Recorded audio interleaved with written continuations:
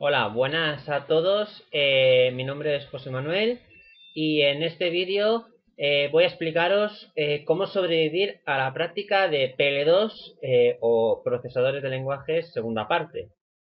Bueno, el primer consejo que os doy es que, bueno, aunque digáis, sí, hay que ir adelantando, es muy importante la corrección que os haya hecho el equipo docente de la primera parte. A día de hoy no sé si ya tendréis la nota, si aún lo estaréis esperando, pero es muy importante, si no tenéis un 10 es muy importante que le preguntéis al tutor, al equipo docente, por qué no tenéis un 10, qué fallos han encontrado. Porque si dejáis los errores sin corregir, cuando los corrijan en PL2, si esos fallos siguen estando, posiblemente esos fallos más los fallos que podáis producir durante la realización de la práctica acabarán por suspenderos la práctica.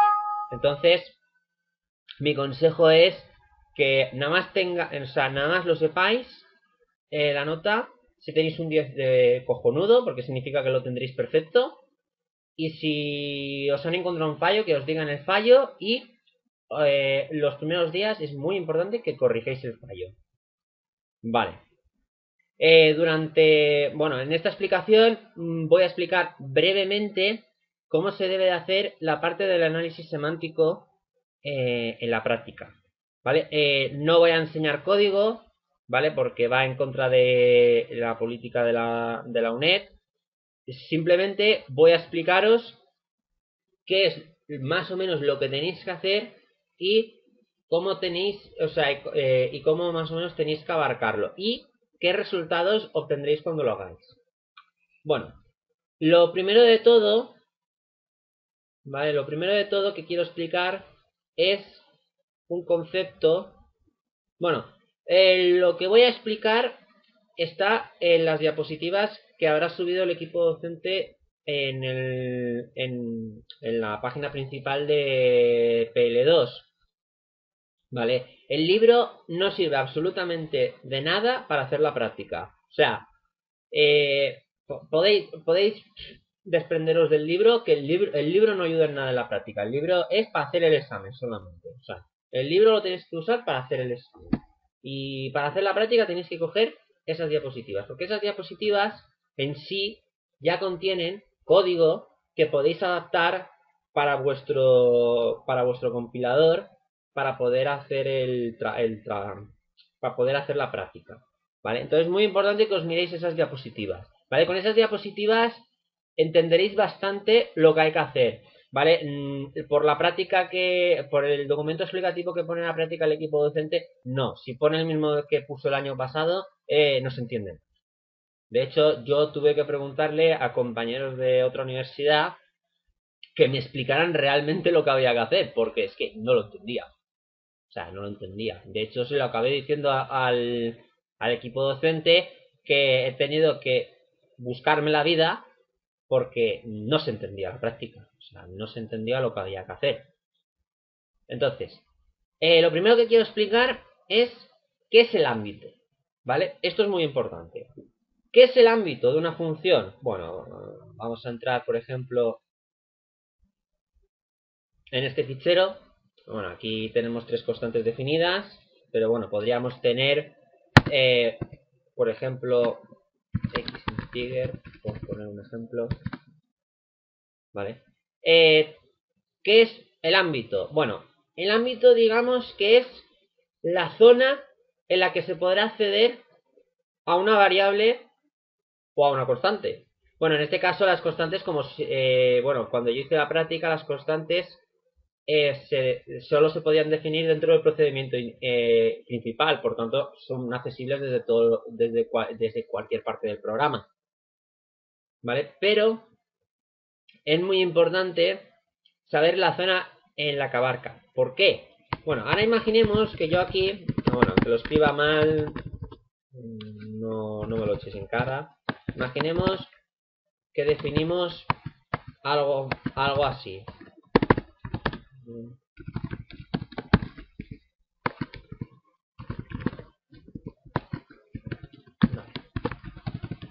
hemos definido otra variable x, pero esta vez dentro del procedimiento resta. Vale. Esta variable x es accesible desde cualquier parte del programa, pero al haber esta variable x definida dentro del procedimiento resta, esta zona, esta x, cubrirá esta zona. Y claro, no se verán los cambios reflejados en la anterior. En cambio, por ejemplo, imaginemos que tenemos aquí definido la y. Aquí podríamos hacer igual a 5 y por tanto los cambios se deberían ver reflejados fuera. ¿Vale? Es muy importante que veamos los cambios reflejados fuera. Vale, esto entonces aquí tendríamos que tenemos dos ámbitos. Este ámbito definido por el procedimiento de resta y luego el definido por el procedimiento principal. Vale, ¿por qué estoy contando todo esto de los ámbitos?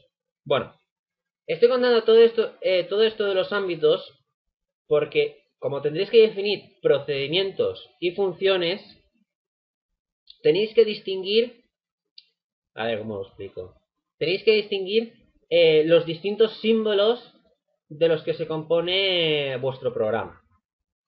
Entonces, en este caso, tendríamos que cierto, falso, 1, x e y pertenecen al ámbito, llamámosle testcase03, y esta x de aquí está dentro del ámbito de resta. Con ello conseguiremos que cada ámbito tenga guardado un conjunto de variables, o sea, variables, tipos, vamos a llamarlos símbolos. ¿Vale? Nos da igual el tipo que sean, etcétera. Entonces, ¿cómo hacemos esto en la práctica? Bien, lo primero de todo que hay que hacer en el análisis semántico, antes de hacer cualquier tipo de comparación de si el identificador es igual al otro identificador, etcétera, es guardar los símbolos. Vale. ¿Cómo se guardan los símbolos? Bueno, el equipo docente os habrá dejado, bueno, lo voy a escribir aquí abajo, os habrá dejado un objeto llamado Scope Manager, que es el manejador de los distintos ámbitos. Ese manejador tiene varios métodos definidos. Uno es el OpenScope, que si mal no recuerdo acepta un string. Otro es el getCurrentScope, que recupera el ámbito que tenemos abierto actualmente. Y luego hay otro que es CloseScope, que es para cerrar el ámbito. El ámbito actual. ¿Vale? Tenéis más documentación en la guía de la práctica. No me las sé de memoria todas las funciones. ¿Vale? Pero estas tres son las más importantes. ¿Vale? Cada vez que entremos en un procedimiento, es muy importante que abramos el ámbito. Y luego, cada operación, o sea, cada sentencia o cada operación que se tenga que hacer dentro de ese ámbito, ya sea comparativas de símbolos, agregar un nuevo símbolo a la tabla, etcétera, tenéis que rescatar el ámbito con getCurrentScope para obtener el ámbito actual y realizar las distintas operaciones que necesitéis sobre él. Y luego, una vez ha terminado el procedimiento, tenéis que cerrarlo. Vale, esto es muy importante por lo siguiente. ¿Por qué hay que cerrar el ámbito? Si no cerráis el ámbito, si yo ahora definiera aquí un procedimiento suma,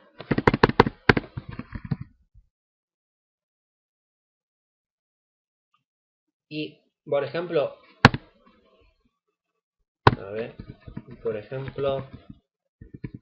hiciese x es igual a 5, al no cerrarlo, esta x se estaría refiriendo a este ámbito de aquí, estaría definido porque sería dentro del mismo ámbito. Y por tanto, sería incorrecto. Este programa sería incorrecto. Esto no es correcto porque X, bueno, esta X, bueno, sí sería correcto porque estaría refiriéndose a esa, pero nuestro ámbito cogería como que si fuera esta X. Por tanto, es muy importante que tengáis un control de los ámbitos.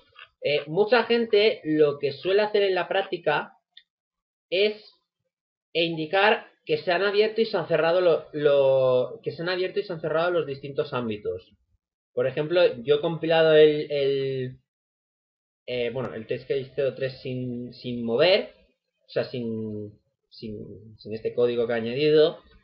Y, por ejemplo, aquí vemos que ámbito no abierto por procedimiento principal. ¿Vale? Mucha gente lo que hace es abre, cierra, abre, cierra. El procedimiento principal, si no lo cerráis, no pasa nada. Pero los intermedios hay que cerrarlos siempre. Porque si no, veréis que el programa os compila bien, que no hay ningún tipo de problema, pero a la hora de generarse el código final, os hará cosas muy raras. Bueno, una vez obtenido el ámbito, cada ámbito tiene definido una tabla de tipos y una tabla de símbolos. La tabla de tipos es la que se usa para definir los vectores y los compuestos. ¿Vale? Bueno, según el grupo que os haya tocado este año, tendréis que hacer uno u otro. O los dos, no lo sé. Si a lo mejor estás viendo este vídeo un año y han dicho que hagáis los dos. Bueno, los tipos, pues cada vez que el usuario define un tipo nuevo, pues tenéis que ponerlo en la tabla de tipos.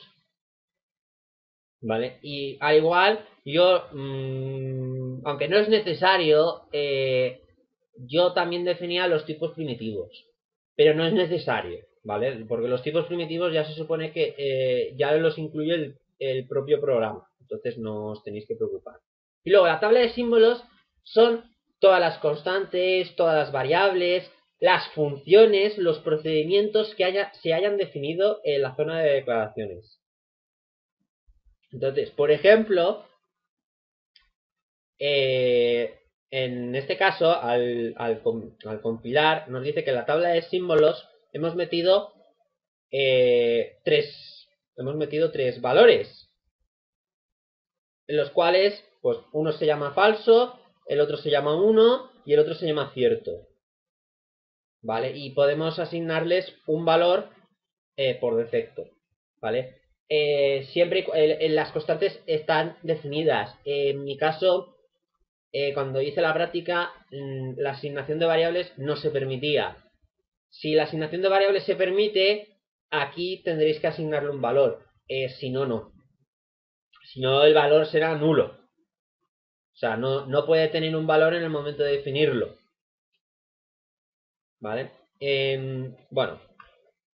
¿Cómo se obtiene esta tabla de símbolos? Bueno, una vez hayáis rescatado el ámbito, bueno, tendréis una variable scope o como la queréis llamar. Este objeto tiene diversos métodos. Bueno, está el getTableSymbols, el getTypeSymbol, no, getTableType creo, o parecido. No me acuerdo el nombre exacto, pero es parecido. Está explicado todo en el manual.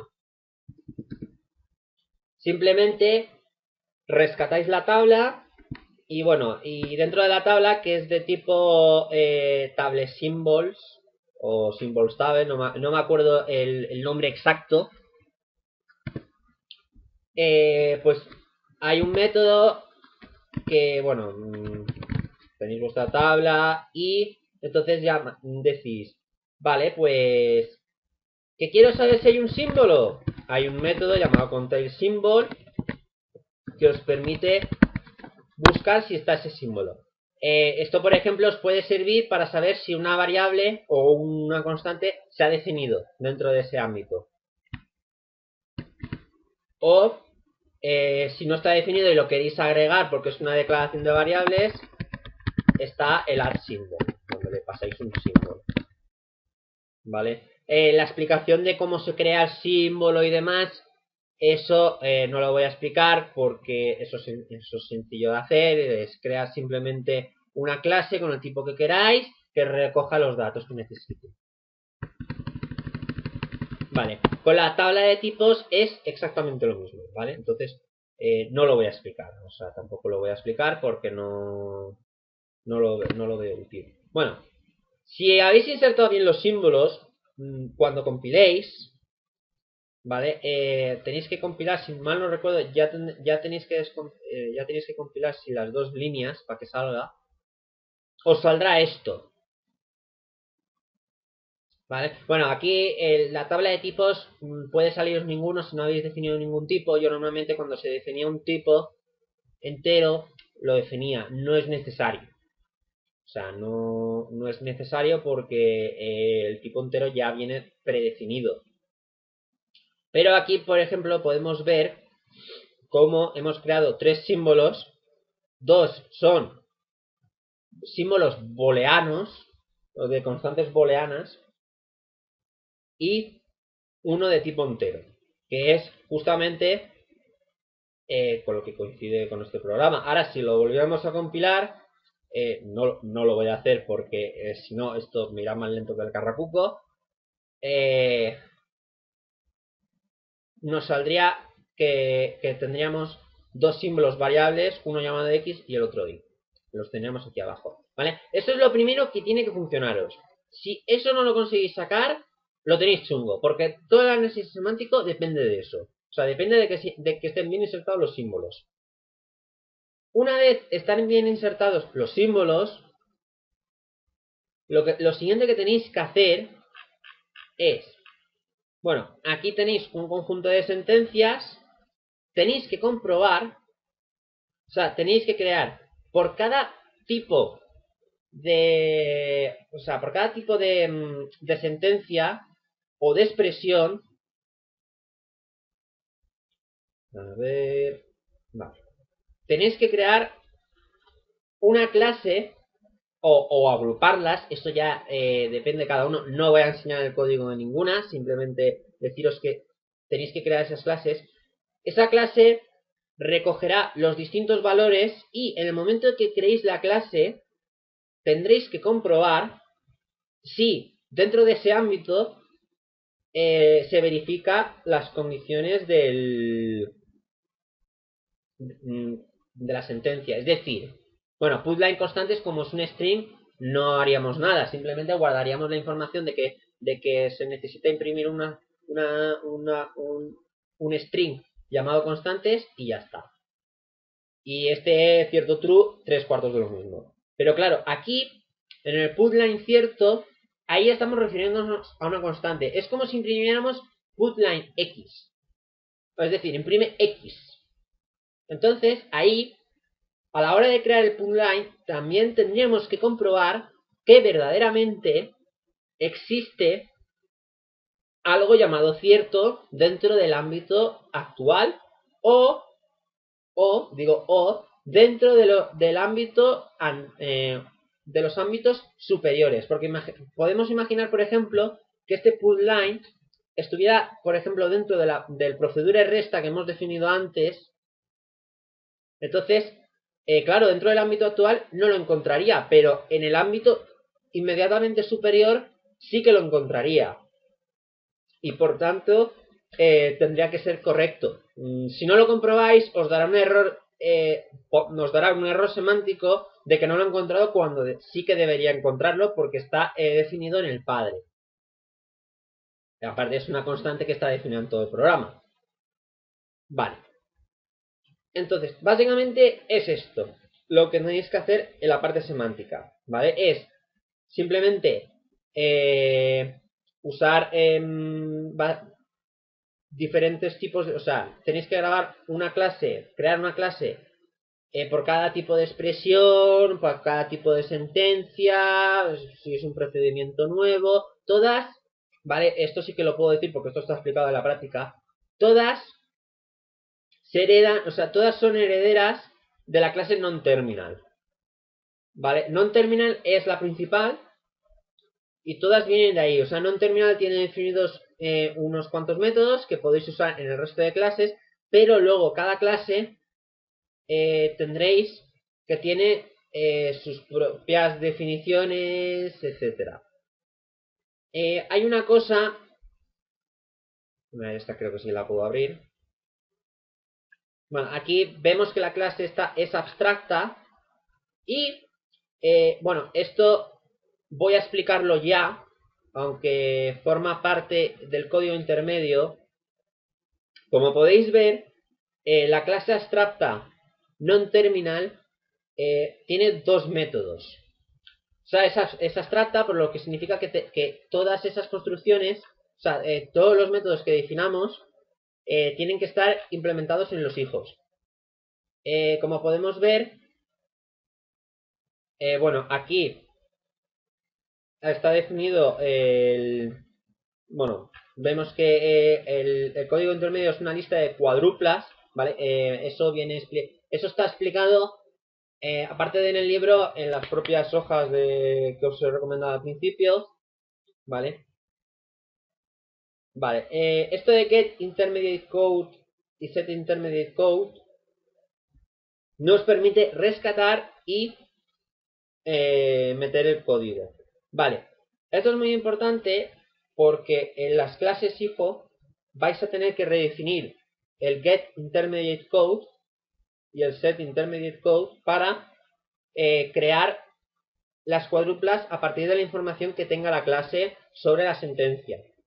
Entonces, por ejemplo, una sentencia while tendrá su propia expresión, la cuádrupla de su propia expresión y luego de todas las sentencias que forman el while. ¿Vale? Y así se irán construyendo, veremos que de una simple frase se van haciendo bloques de cuádruplas hasta que llega un momento que llega a la clase más general, que en este caso es acción, ¿vale? Es la clase acción.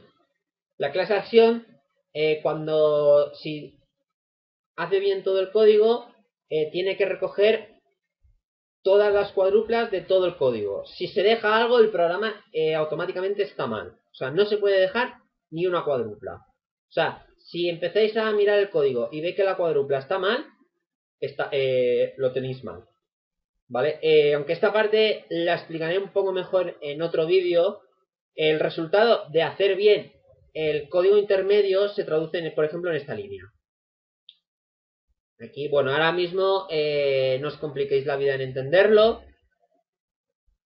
¿vale? Simplemente es, digamos, una especie de pseudocódigo para que luego, a la hora de traducirlo a código final, cada cuádrupla diga, vale, necesito una operación tal, vale, pues escribo en ensamblador un trozo y luego con los parámetros tal y tal, y entonces pues se van definiendo, etcétera. ¿Vale? Repito, todo esto está explicado en las diapositivas que habrá puesto el equipo docente. Mirároslas mucho, mucho. Es muy importante para entender la práctica. El documento de prácticas también me lo miraría, aunque un poco menos porque no sé si pondrán el mismo, porque si ponen el mismo está muy mal explicado, a mi criterio. Luego, no os durmáis en los laureles. Es muy importante que os pongáis a hacerla cuanto antes. O sea, no perdáis el tiempo. Si lo tuvisteis muy justo en PL1, en PL2 no llegaréis ni a septiembre. Es muy largo y muy difícil la práctica. Luego, y este es mi consejo para los repetidores. Los que estéis repitiendo la asignatura, mi consejo es no intentéis corregir la práctica, salvo que la hayáis ya estado tocando y os acordéis absolutamente de todo. Yo la empezaría de cero. ¿Por qué digo esto? Porque tendréis tal cacao de código que al final no os quedará claro dónde os quedasteis, dónde está el error, etcétera. Yo cogería la parte de PL1 y En todo caso, sí que podéis copiar trocitos de lo que ya llevabais hecho, ir pegándoos y probar. Un poquito y probar. Un poquito y probar. Y cuando veáis un fallo, entonces lo corregís. No lo volquéis todo directamente, porque si lo volcáis todo, a saber dónde está el error. Bueno, y dicho todo esto, si tenéis alguna duda, podéis escribirme al Facebook o por los comentarios de aquí abajo. Y bueno, y siempre y cuando lo pueda responder, porque obviamente si me pedís que os diga el código, no os lo voy a decir, porque si no la UNED me cascaría. Y bueno, entonces ayuda, o sea, dar consejos sí que lo puedo hacer. Deciros, por ejemplo, ay, ¿por qué no me genera tal cosa? Yo puedo ver el código y decirte, ¿por qué has puesto esto? Simplemente. Pero dar soluciones de código no se puede. Y bueno, y aparte tenéis que aprender vosotros porque yo esta práctica la veo muy interesante, aunque es muy difícil, la veo muy interesante y muy práctica. ¿Vale? Y bueno, y entonces esto es todo. Si lo dicho, que si necesitáis algo, buscadme en el Facebook o en los comentarios de aquí abajo.